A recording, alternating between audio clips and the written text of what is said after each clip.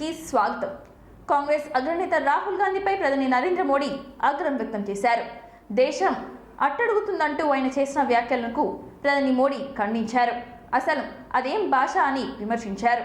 ఉత్తరాఖండ్ రాష్ట్రంలో రుద్రపూర్లో జరిగిన ర్యాలీలో ఆయన మాట్లాడారు। మూడోసారి భాజపా అధికారంలోకి వస్తే దేశం అట్టడుగుపోయిందని కాంగ్రెస్ యువరాజు వ్యాఖ్యలు చేశారు। దేశాన్ని 70 ఏళ్లు పాలించిన ఆ పార్టీ 10 ఏళ్ల కిందట అధికారాన్ని కోల్పోయింది। వారు ఇప్పుడు ఇలాంటి మాటలు అంటున్నారని ఆయన విమర్శించారు। వాటిని మీరు అంగీకరిస్తారా అని మోడీ ప్రశ్నించారు।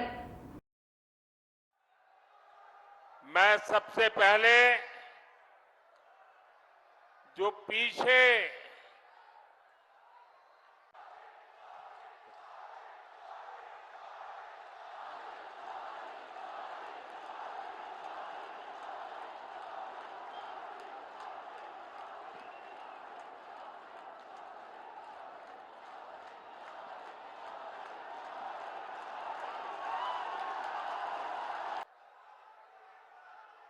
भाइयों बहनों, और ये चुनावी सभा भी ऐसे क्षेत्र में हो रही है जिसे मिनी इंडिया कहा जाता है।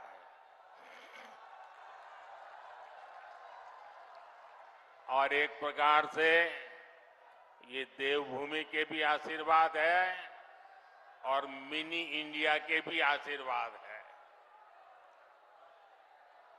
मैं जब भी उत्तराखंड की पवित्र धरती पर आता हूं,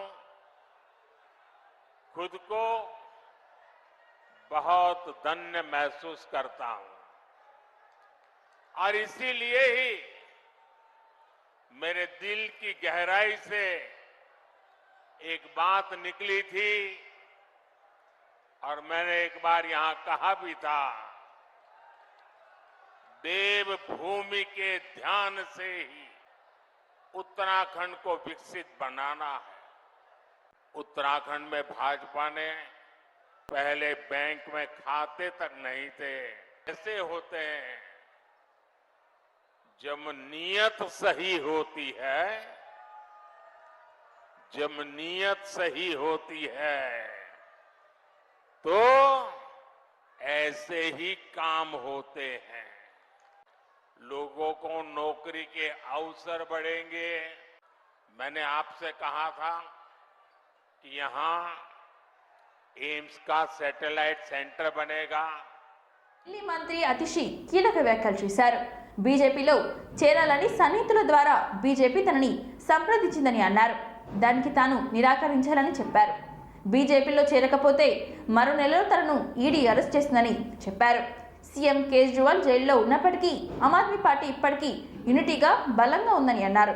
అయితే బీజేపీ నేతలు ఆమ్ ఆద్మీ పార్టీ తదుపరి నాయకత్వాన్ని జైల్లో పెట్టాలని చూస్తుందని ఆరోపించారు। లోక్సభ ఎన్నికల్లోపు మరో 4 మంది ఏఏపీ నాయకులు అరెస్ట్ చేస్తారని తెలిపారు। సౌరభ్ భరద్వాజ్, అతిషి, దుర్గేష్ పటక్, రాఘవ్ చందా ఈడీ అరెస్ట్ చేస్తుందని ఆరోపించారు। हमने देखा कि किस तरह से पिछले 2 साल से एक एक करके आम आदमी पार्टी के नेताओं को झूठे केसों में गिरफ्तार किया जा रहा था, फंसाया जा रहा था। पहले सतेंद्र जैन जी को जेल में डाला, फिर मनीष सिसोदिया जी को जेल में डाला, फिर संजय सिंह जी को जेल में डाला, फिर अरविंद केजरीवाल जी को गिरफ्तार करके जेल में डाला। लेकिन आज संजय सिंह जी की जमानत ये बताती है कि आखिरकार जीत सत्य की ही होती है। आज संजय सिंह जी की कोर्ट प्रोसीडिंग्स में 2 महत्वपूर्ण बातें इस केस की पूरे देश के सामने आई। सबसे पहला, जो सुप्रीम कोर्ट ने सवाल पूछा जिसका ईडी के पास कोई जवाब नहीं था कि मनी ट्रेल कहां है। आज इस इन्वेस्टिगेशन को होते हुए 2 साल हो गए। ईडी ने, सीबीआई ने 500 से ज्यादा अफसर लगाए इस केस की इन्वेस्टिगेशन में, लेकिन 2 साल में भी आम आदमी पार्टी के किसी नेता के पास ₹1 भी प्रोसीड्स ऑफ क्राइम का नहीं मिला। तो आज जब कोर्ट में पूछा गया कि पैसा कहां है, मनी ट्रेल कहां है, प्रोसीड्स ऑफ क्राइम कहां है, तो ईडी का कोई जवाब नहीं था इस सवाल को लेकर। दूसरी महत्वपूर्ण चीज, जो ईडी का सारा केस है जिसके तहत संजय सिंह जी को गिरफ्तार किया, मनीष सिसोदिया जी को गिरफ्तार किया, दिल्ली के मुख्यमंत्री अरविंद केजरीवाल जी को गिरफ्तार किया, सिर्फ और सिर्फ अप्रूवर्स के बयान के आधार पर है। ऐसे अप्रूवर्स जिन्होंने 1 बार, 2 बार, 3 बार, 4 बार पहले बयान दिए जिसमें आम आदमी पार्टी के किसी नेता के खिलाफ कोई एलिगेशन नहीं था, लेकिन उन पे दबाव बनाया गया, उनको धमकाया गया, उनको जेल में डाला गया जब तक उन्होंने आम आदमी पार्टी के नेताओं के खिलाफ गवाही नहीं दी। 10 ఏళ్ల తర్వాత కేసీఆర్ కు రైతులు గుర్తొచ్చారని సీఎం రేవంత్ రెడ్డి విమర్శించారు. అధికారం కోల్పోయిన ఫ్రస్ట్రేషన్లో కేసీఆర్ మాట్లాడుతున్నారని మండిపడ్డారు. కేసీఆర్ పరిస్థితి చూసి సానుభూతి తెలియజేస్తున్నామని చెప్పారు. కాంగ్రెస్ తెచ్చిన కరువు అని కేసీఆర్ అంటున్నారని, వర్షాలు ఎప్పుడు పడ్డాయో చెప్పాలని ఆయన అన్నారు. వేల పుస్తకాలు చదివిన కేసీఆర్కు కరువు ఎప్పుడు వస్తుందో తెలియదా అని ప్రశ్నించారు రేవంత్ రెడ్డి. కేసీఆర్ ప్రతిపక్ష నాయకుడిగా 100% పనిచేయాలని, ఆయన చేసిన సూచనలను ప్రభుత్వం స్వీకరిస్తుందని చెప్పారు రేవంత్ రెడ్డి. 200 మంది రైతులు చనిపోయారని కేసీఆర్ అంటున్నారని, నిజంగా చనిపోతే వివరాలు ఇస్తే నష్టపరిహారం ఇచ్చి రైతులను ఆదుకుంటామని రేవంత్ రెడ్డి ప్రకటించారు. 10 ఏళ్ల కేసీఆర్ పాలనలో తెలంగాణ విధ్వంసానికి గురైందని ఆరోపించారు. కాంగ్రెస్కు తెలంగాణ ప్రత్యేక స్థానం ఉందని సీఎం రేవంత్ రెడ్డి అన్నారు. తుక్కగూడ జనజాతర సభకు ఖర్గే, రాహుల్, ప్రియాంక ముఖ్య నేతలంతా వస్తారని చెప్పారు. ఈ సభలో జాతీయ ఎన్నికల మేనిఫెస్టో రిలీజ్ చేస్తామని తెలిపారు. సోనియా గాంధీ గారు, రాహుల్ గాంధీ గారు, మల్లికార్జున్ ఖర్గే గారు, రేవంత్ రెడ్డి గారు, వారందరూ కూడా ప్రజల ముందట మా మేనిఫెస్టోని పెట్టాం. ఆ క్రమేణా నాయకుడు కల్వకుంట్ల చంద్రశేఖరరావు గారు పొలం బాట పట్టిండ్రు, సంతోషం. 10 సంవత్సరాల తర్వాత అయినా తెలంగాణ ఉన్నది, తెలంగాణలో రైతులు ఉన్నారు అని వారికి గుర్తొచ్చినందుకు, గుర్తు చేసినందుకు కాంగ్రెస్ పార్టీ కార్యకర్తలను ప్రత్యేకంగా అభినందిస్తున్నా. ఎందుకంటే అధికారం కోల్పోకపోయిన ఉండుంటే, అధికారం కోల్పోయిన దుఃఖంలో ఆయన కింద పడి గాయం కాకపోయిన ఉండుంటే, అవినీతిలో పాల్పడి కూతురు జైలుకు పోకపోయిన ఉంటే చంద్రశేఖరరావు గారు మనకు కనిపించడానికి కూడా దొరకకపోవు. తుపాకీ గుండుకు అందకపోవు, దొంగకు దొరకకపోవు. వారు అధికారం కోల్పోయినందుకు, కిందపడి గాయమైనందుకు, కూతురు జైలుకు పోయినందుకు మాకు కొంత సానుభూతి ఉంది సాటి మానవుడిగా. కానీ ఆయన వ్యవహరించిన తీరు మాత్రం ఆక్షేపణీయము. కాంగ్రెస్ వచ్చింది, కరువు వచ్చింది అంటున్నాడు. 80,000 పుస్తకాలు చదివిన చంద్రశేఖరరావు వానాకాలం ఎప్పుడు వస్తుంది, చలికాలం ఎప్పుడు వస్తుందో నీకు తెలియకుండా పోయిందా? జూలై, ఆగస్టు, సెప్టెంబర్, అక్టోబర్ వానకాలం, నవంబరు, డిసెంబరు, జనవరి, ఫిబ్రవరి చలికాలం. కాంగ్రెస్ ఎప్పుడు అధికారంలోకి వచ్చింది? డిసెంబర్ 7 తారీఖు నాడు వచ్చింది. చలికాలంలో వానలు పడతాయా? సార్ ఒకవేళ వేసుకున్నప్పుడు వాన పడ్డట్టు అనిపిస్తే నాకు తెలియదు. మరి July, August, September, October, November, December 7 తారీఖు మేము ప్రమాణ స్వీకారం చేసే వరకు తమరే ముఖ్యమంత్రిగా ఉంటుంది, తమరి ప్రభుత్వమే అధికారంలో ఉండే. మరి తమరి పాపాలకే కదా వరుణదేవుడు భయపడిపోయి వానలు కురవక కరువు వచ్చింది. నీ వారసత్వంగా కరువుతో పాటు 7 లక్షల కోట్ల రూపాయల అప్పులు కూడా మాకు అప్పచెప్తే, ఆ రోజు నుంచి రోజుకు 18 నుంచి 20 గంటలు మేము కష్టపడి దీన్ని సరిదిద్దడానికి ప్రయత్నం చేస్తున్నాము. నువ్వు చేసిన పాపాలను మా ఖాతాలో రాయాలని మీరు ప్రయత్నించడం ఏమన్నా మర్యాదగా ఉన్నదా చంద్రశేఖరరావు గారు?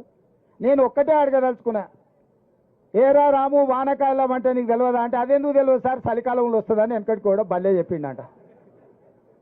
చంద్రశేఖరరావు గారు కూడా గట్లే చలికాలంలో వచ్చి ఇప్పుడు ఎండాకాలంలోకి అడుగు పెడుతున్నాం. మేము వచ్చింది ఎప్పుడు, వానలు రాకపోయేప్పుడు, కరువు మేమెప్పుడు తెస్తుమే. నీవు చేసిన కర్మ మాకు తగులుకున్నది. నువ్వు చేసిన పాపాలు ఎట్లా నీ పిల్లలకు తగులుకొని జైలుకోతురో, ముఖ్యమంత్రిగా ఈ రాష్ట్రానికి చేసిన నువ్వు అన్యాయము ఆ వానకాలంలో వానలు పడకపోవడం వల్ల 23లో వానలు పడకపోవడం వల్ల 24లో కరువు వచ్చింది. మేము వచ్చింది చలికాలంలో, చలికాలం నుంచి ఎండాకాలం పోతున్నాం.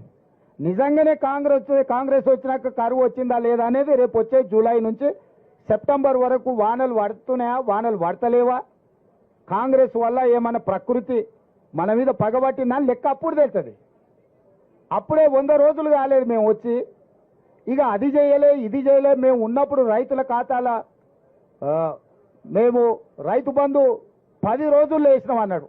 అంటే నిజంగా ముఖ్యమంత్రిగా పనిచేసి ప్రధాన ప్రతిపక్ష నాయకుడుగా ఏ మాత్రం కూడా ఊర్లలో అంటుంటారు ఏ వాడు సిగ్గులేనోడు రాబాయ్ ఏది పడితే అది మాట్లాడతాడని. నేను అనదలుచుకోలేదు చంద్రశేఖరరావును, కానీ డిసెంబర్లో మొదలుపెట్టి సెప్టెంబర్ వరకు 10 నెలలు 10 రోజులు కాదు 10 నెలలు మంత్రి హరీష్ రావు నాటకాలను ప్రజలు నమ్మే స్థితిలో లేరని బీజేపీ నేత రఘునందన్ రావు అన్నారు. ఫోన్ ట్యాపింగ్ కేసులో నిందితులుగా బీఆర్ఎస్ నేత కేసీఆర్, హరీష్ రావు, కేటీఆర్, వెంకట్రామిరెడ్డి పేర్లను చేర్చాలని డిమాండ్ చేశారు. హైదరాబాద్లో నిర్వహించిన మీడియా సమావేశంలో రఘునందన్ రావు మాట్లాడారు. ఫోన్ ట్యాపింగ్ వ్యవహారంపై 2014 నుంచే విచారణ చేపట్టాలని అన్నారు. మునుగోడు ఉప ఎన్నికల్లో 3.5 కోట్లు పట్టుకున్న కోమటిరెడ్డి రాజగోపాల్ రెడ్డి ఎందుకు ఫిర్యాదు చేయలేదని ప్రశ్నించారు. ఎమ్మెల్యే కొనుగోలు కేసులో స్టీఫెన్ రవీంద్ర చెప్పిన 30 కోట్లు ఎక్కడికి పోయాయని రఘునందన్ రావు నిలదీశారు. ఈ విషయంలో తాను చేసిన ఫిర్యాదుపై పోలీసులు, ఉన్నతాధికారులు ఎందుకు ప్రశ్నించడం లేదని ఆయన ప్రశ్నించారు. మీడియా మిత్రులకి నమస్కారం. నిన్న వరంగల్ బీఆర్ఎస్ పార్టీ కార్యకర్తల సమావేశంలో సిద్దిపేట ఎమ్మెల్యే హరీష్ రావు మాట్లాడుతూ ఆయనే గొప్ప హిందువు అయినట్టు, ఆయనకే హనుమాన్ చాలీసా వస్తుంది అన్నట్టు, 2 నిమిషాలు టైం ఇస్తే మొత్తం హనుమాన్ చాలీసా చదువుతాయని, బీజేపీ వాళ్ళకి హనుమాన్ చాలీసా కాదు ఏం తెలియదని, పూజలు చేసుడు కూడా బీఆర్ఎస్ వాళ్ళకే తెలుసు అని చెప్పిండు. అంటే ఒక రకంగా మేమే హిందువులం, నికార్సైన హిందువులే అని చెప్పిండు హరీష్ రావు. నేను మీ ద్వారా హరీష్ రావు గారికి ఒక 5 ప్రశ్నలు సూటిగా అడగదలుచుకున్నాను. నిన్న నువ్వు మాట్లాడిన వరంగల్ గడ్డ మీదనే హరీష్, ఒక దేవస్థానంలో పనిచేసేటువంటి పూజారి గౌరవనీయులు సత్యనారాయణ గారి హత్య జరిగింది. అప్పుడు ఈ రాష్ట్రంలో అధికారంలో ఉన్నటువంటి పార్టీ మీ పార్టీ, నువ్వు మంత్రివి. మరి ఆ రోజు నీకు హిందువుననే విషయం గుర్తుకు రాలేదా హరీష్? అంటే దాన్ని ఆ పదాన్ని నేను వాడాలనే వద్ద యూరిన్ పాస్ చేసినారనేటువంటి వార్తలు వచ్చి పేపర్లు టీవీలన్నీ ఘోషిస్తే ఎంతమందిని అరెస్ట్ చేశారు హరీష్ గారు? ఇంకా హీనమైనటువంటి విషయం ఏంటంటే గ్రూప్ 1, గ్రూప్ 2 ఎగ్జామ్స్ పోతే, ఆడపిల్లలు ఎగ్జామ్ రాయడానికి పోతే మంగళసూత్రం తీసేయమని, మట్టెలు తీసేయమని, రకరకాలుగా ఆడపిల్లకి హిందూ సాంప్రదాయం ప్రకారం ధరించే ఆభరణాలను కూడా తొలగించి ఎగ్జామినేషన్ సెంటర్ల దగ్గర అవమానపరిచిన రోజు ఈ అసలు సిసలైనటువంటి హిందూ అనేటువంటి హరీష్ రావు ఆడికి పోయిండు. ఎందుకు హిందువుల మీద దాడులు, దౌర్జన్యాలు జరుగుతుంటే నేను నికార్సైన హిందువునని ఆ రోజు ఎందుకు హరీష్ రావు గుర్తుకు రాలేదో. రోజు పూజ చేస్తారట వీళ్ళు. ఎప్పుడైనా ఎవరి ముఖానికైనా బొట్లు అనమాట, అది మేమే బొట్లు పెడతాం, మేమే పూజలు చేస్తాం, దర్శనం చేసుకొని వచ్చి శాకాహారిగా మారుదామని అనుకుంటున్నా అని చెప్పిందంట. నన్ను, నా కుటుంబాన్ని హ్యూమిలేట్ చేస్తున్నారు, మా ఫోన్లు విన్నారు అంటే అప్పుడున్న డీజీపీ అడిగిండు, నీ దగ్గర ఏమైనా ఆధారాలు ఉంటాయి అని అడిగిండు. నేను చెప్పిన ఆధారాలు ఉంటే నేను పోలీసు అయితే కానీ నువ్వెందుకు సార్ పోలీసు అని చెప్పిన. అప్పటి నుంచి నేను 100 సార్లు మొత్తుకున్నా, మా ఫోన్లు వింటురు, భారత రాజ్యాంగం నాకు కల్పించినటువంటి ప్రైవేట్ జీవితమే లేకుండా చేస్తున్నారు వీళ్ళు అని 100 సార్లు చెప్పిన. ఎవరు నమ్మలేదు, ఎవరు ఇన్వెస్టిగేషన్ చేయలేదు. రఘునందన్ రావుకి హరీష్ రావు అంటే పడదు కాబట్టి తప్పుడు ప్రచారం చేస్తున్నారని చాలా మంది అనుకున్నారు. 3 సంవత్సరాల క్రితం ఈ రాష్ట్రంలో ఏం జరుగుతుందని లొల్లి పెట్టుకొని మొత్తుకొని చెప్తే నిన్న ఆఖరికి వాళ్ళు అరెస్ట్ చేసినటువంటి రిటైర్డ్ డీసీపీ రాధాకిషన్ రావు గారి నోట్లోంచి ఆణిముత్యాలు రాలినాయి. ఏమని? దుబ్బాక ఉప ఎన్నిక సందర్భంగా రఘునందన్ రావు బంధువుల ఫోన్లు విన్నాం, రఘునందన్ రావు బంధువుల దగ్గర ₹1 కోటి సీజ్ చేసినాం, మిమ్మల్ని కూడా బాధితుల్ని చేసినామని రాధాకిషన్ రావు గారు నేరుగా చెప్తున్నాడు. కాసిన రోజు ఈ ఆపరేషన్ అంతా నడిపించింది సిటీ పోలీస్ కమిషనర్ గా ఉన్నటువంటి గౌరవనీయులు ప్రస్తుత టీఎస్పీఎస్సీ చైర్మన్ మహేందర్ రెడ్డి గారు కాదా? లొల్లి పెట్టి ఎత్తుకపోయి నేను తీసుకుపోయి జైల్లో వేస్తే బిడ్డ పెళ్లికి పెరోల్ మీద బయటకు వచ్చింది కదా ముఖ్యమంత్రి గారు. ఎందుకు మర్చిపోతున్నామన్నా? 2015 టెలిఫోన్ ట్యాపింగ్ ఎందుకు పక్కకు పెడుతుండ్రు? నిన్నటి నుంచి టీవీ చూస్తే నాకు బాధ అనిపిస్తుంది. 2016 నుంచి జరిగినటువంటి టెలిఫోన్ ట్యాపింగ్ మీద విచారణ. నేను అడుగుతున్న ముఖ్యమంత్రి గారు మిమ్మల్ని, జూన్ 2, 2014, 2016 ఎందుకు సెలెక్టివ్ గా ఇన్వెస్టిగేషన్ చేస్తున్నారు? ఆహ్వానం మేరకు తాను తన కుమార్తె కావ్య ఆ పార్టీలో చేరామని ఎమ్మెల్యే కడియం శ్రీహరి అన్నారు. కాంగ్రెస్ పార్టీ బలోపేతానికి, ప్రజా సమస్యలు పరిష్కారానికి కృషి చేస్తామని చెప్పారు. హైదరాబాద్లో ఆయన మీడియాతో మాట్లాడుతూ వ్యవస్థలను అపహాస్యం చేసే విధంగా కేంద్రం వ్యవహరిస్తుందని అన్నారు.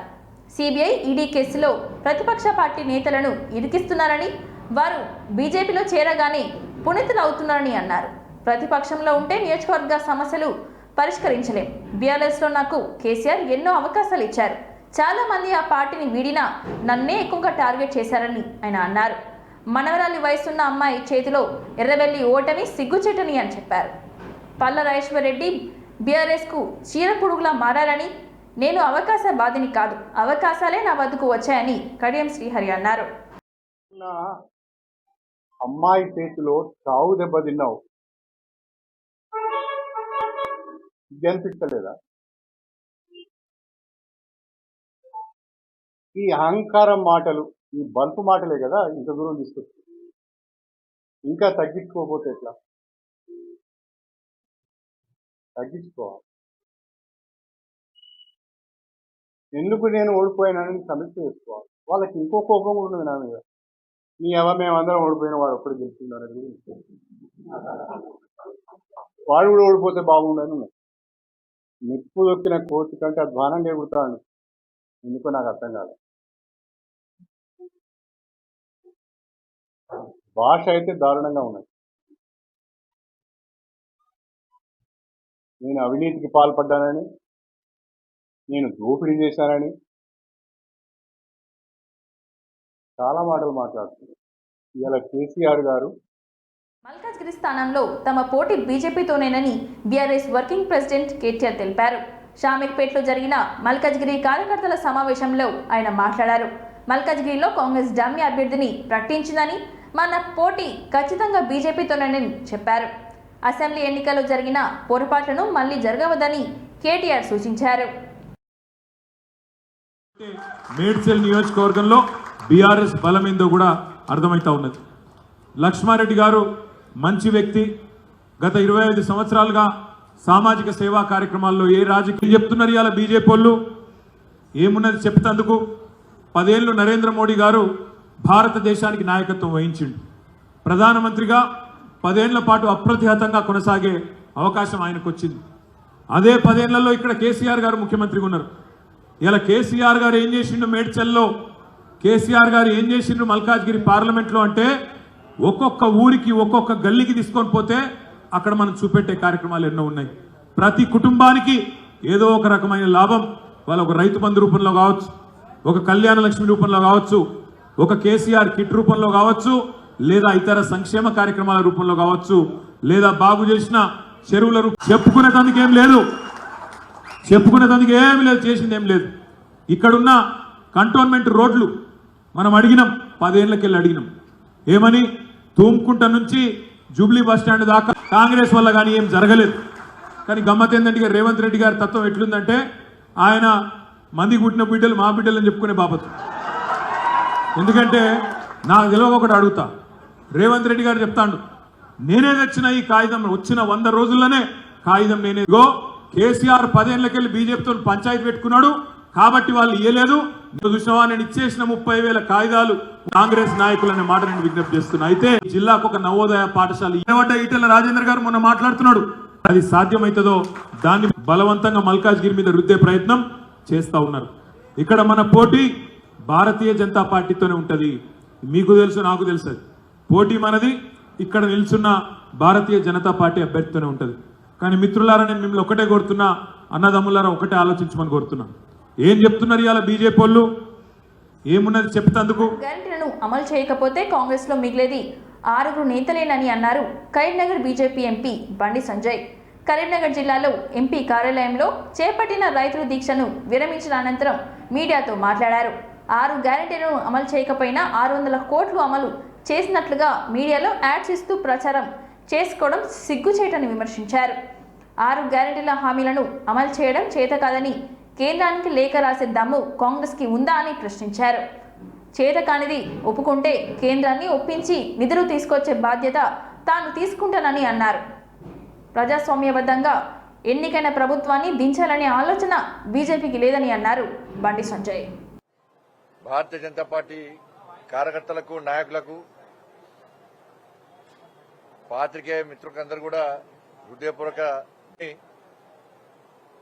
ప్రజల ముందుకు, ఎన్నికల్లో ప్రజలు పోటీ చేయడానికి వస్తే కాంగ్రెస్ పార్టీ మోసపూరితమైన వాగ్దానాలను నమ్మినటువంటి ప్రజలు వాళ్ళ కాంగ్రెస్ పార్టీకి అధికారాన్ని అప్పచెప్పారు. ఎన్నికల ముందు కాంగ్రెస్ పార్టీ మాకు అధికారాన్ని అప్పచెప్పండి, మాది రైతు ప్రభుత్వం, మాది మహిళల ప్రభుత్వం, మాది పేదల ప్రభుత్వం, మాది యువత ప్రభుత్వం, మాది ఉద్యోగుల ఉపాధ్యాయుల ప్రభుత్వం, ఇట్లా అన్ని ఏ వింగ్ ఆ వింగ్ పేరు చెప్పుకున్నారు. ఇవన్నిటి కలిపి మాకు అధికారం ఇచ్చిన తర్వాత 100 రోజుల లోపల 6 గ్యారెంటీలను అమలు చేస్తామని చెప్పి వాళ్ళ కాంగ్రెస్ పార్టీ ఎన్నికల సందర్భంగా ప్రచారం చేసింది. ఢిల్లీ నుంచి గల్లీ వరకు నాయకులందరూ కూడా 6 గ్యారెంటీల పేరుతోని ప్రచారం చేశారు. 6 గ్యారెంటీల ప్రచారం ఎట్లుందంటే ఇందిరమ్మ ఫోటో పెట్టిర్రు, 6 నెంబర్ వేసిండ్రు, 600 కోట్లు హోర్డింగ్ల కోసం, యాడ్స్ కోసం, పబ్లిసిటీ కోసం ఖర్చు పెట్టారు. కానీ 6 గ్యారెంటీల అమలు కోసం మాత్రం 600 కోట్లు దొరుకుతలే వాళ్ళకి. వాళ్ళు ఏ ఒక్క హామీని అమలు చేయకుండా 100 రోజులు దాటిన వెంటనే మేము 6 గ్యారెంటీలు అమలు చేస్తామని చెప్పి పండుగలు చేసుకున్నారు కాంగ్రెస్ పార్టీలు. ఇలా మీరు 6 గ్యారెంటీలు అమలు చేస్తే వాళ్ళ తెలంగాణలో రైతాంగం గాని, మహిళలు గాని, యువత గాని ఏదో లాభం కోసం మేము కోట్లు సంపాదించుకోవడం కోసం, లాభం కోసం వ్యవసాయం చేస్తలేము. మా కుటుంబ పోషణ కోసం వ్యవసాయం చేస్తున్నాం. గతంలో చేసిన అప్పులను తీసుకోవడానికి వ్యవసాయం చేస్తున్నాం తప్ప ఏదో లాభాల్లో 500 రూపాయలు బోనస్ ఇస్తామన్నారు. వేసవి కాలం నేపథ్యంలో గ్రామాల్లో త్రాగునీటి కొరత రాకుండా జిల్లా కలెక్టర్లు ప్రత్యేక చర్యలు తీసుకోవాలని రాష్ట్ర ప్రభుత్వ ప్రధాన కార్యదర్శి శాంతకుమారి ఆదేశించారు. హైదరాబాద్ నుండి త్రాగునీటి సరఫరా, వరి ధాన్యం కొనుగోలు కేంద్రాల ఏర్పాటు, వడదెబ్బ నివారణ చర్యలపై ప్రధాన కార్యదర్శి శాంతికుమారి వీడియో కాన్ఫరెన్స్ ద్వారా అన్ని జిల్లాల కలెక్టర్తో సమీక్ష నిర్వహించారు. ఈ సందర్భంగా రాష్ట్ర ప్రభుత్వ ప్రధాన కార్యదర్శి శాంతికుమారి మాట్లాడుతూ తాగునీటి సరఫరాలో ఇబ్బందులు లేకుండా గ్రామాల వారీగా కలెక్టర్లు ప్రత్యేక ప్రణాళిక రూపొందించాలని పేర్కొన్నారు. అవసరం ఉన్న చోట బోర్వెల్స్, పైప్ లైన్స్ వేయించాలని సూచించారు. ఏప్రిల్, మే, జూన్ వరకు స్థానికంగా ఉన్న బోర్వెల్స్, వ్యవసాయ బావులను తాగునీటి అవసరాలు వాడుకోవాలని పేర్కొన్నారు. As for example, drinking water is at 1 lakh per unit, ma'am. So first question we were last time we will also have a preset module on the portal, whether there are preset estimates for each of these works or not, ma'am. And second, ma'am, so the follow-on question would be whether there are deductions such as GST and senerage charges and other cesses to be factored into each of these estimates, ma'am. Come back to government only. So, like if you pay GST, it will come back to state government. So the difference there is, in this Manavuru Manavadi program, the GST is at the rate of 12%. So here it gets factored in, no? So here it demand. So less are using the minimum offices. So in 10-12 days, 2 weeks, increase plan properly. whether it is school ones or already, and there is a proper supervisory infrastructure. Understand their role. The actual work to be done is fairly simple level. So work is happening in a qualitative manner in all the villages. So are there any more doubts on the topics that we have discussed today? ఎన్నికల నేపథ్యంలో హన్మకొండ జిల్లా కలెక్టరేట్లోని district grievance committee ఏర్పాటు చేయడం జరిగిందని హన్మకొండ జిల్లా ఎన్నికల అధికారి జిల్లా కలెక్టర్ సిక్తా పట్నాయక్ అన్నారు. ఎన్నికల కోడ్ అమల్లో ఉన్నందున 50,000 రూపాయల్లోగా నగదు మాత్రమే అనుమతి ఉంటుందని పేర్కొన్నారు. కావున ప్రజలు 50,000 రూపాయలు మించి నగదు తీసుకెళ్లే ఎన్నికల అధికారులకు పట్టుబడితే వాటిని అధికారుల బృందం సీజ్ చేస్తుందని అన్నారు. సీజ్ చేయబడిన నగదు ఆభరణాలను తనిఖీ అధికారుల బృందం అసిస్టెంట్ రిటర్నింగ్ అధికారి అందజేస్తారని పేర్కొన్నారు. అసిస్టెంట్ రిటర్నింగ్ అధికారి ఆఫీసర్లతో పట్టుబడిన నగదు ఆభరణాలను ట్రెజరీలో భద్రపరుస్తారని తెలిపారు. పట్టుబడిన నగదు ఆభరణాల సమాచారాన్ని డిస్ట్రిక్ట్ గ్రీవెన్స్ కమిటీకి అసిస్టెంట్ రిటర్నింగ్ అధికారి తెలియజేస్తారని అన్నారు. పట్టుబడిన నగదు ఆభరణాలకు సంబంధించి అన్ని ఆధారాలు సంబంధిత వ్యక్తులతో సమర్పించినట్లయితేనే వాటన్నిటిని డిస్ట్రిక్ట్ గ్రీవెన్స్ కమిటీ పరిశీలిస్తుందని చెప్పారు.